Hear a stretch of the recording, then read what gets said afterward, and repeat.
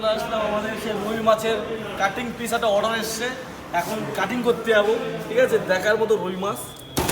ক্যা ভাই, Rojo Rojo রুই মাছ একদম ভাই। একটা অর্ডার চলে আসলে এক্ষুনি প্রায় 50টা পিস করতে হবে। একদম দেখার মতো রুই মাছ ভাই, একদম দেশি মাল। একদম কোথায় পাবে? আমার কাছে পাবে। পাবে কোথায়?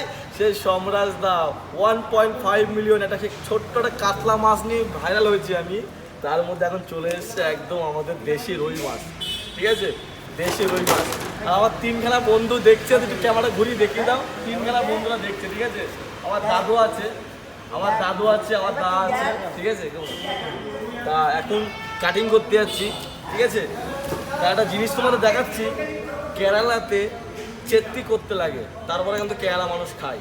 আর আমাদের কলকাতায় কি হয়, এরা এইভাবে আঁশ ছিঁড়ি ফেলে দেয়, যাতে ওইভাবে কেরালায় চলবে না।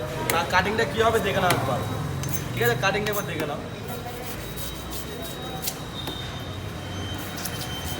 এই এরকম কাটতে হবে। কেরালা মাছ কাটা তো এই কাটিং। তাদের চামড়াটা ফেলে দিলাম। ঠিক আছে, মাছটা সাদা হয়ে গেল। তা ঠিক আছে, ওকে বাই।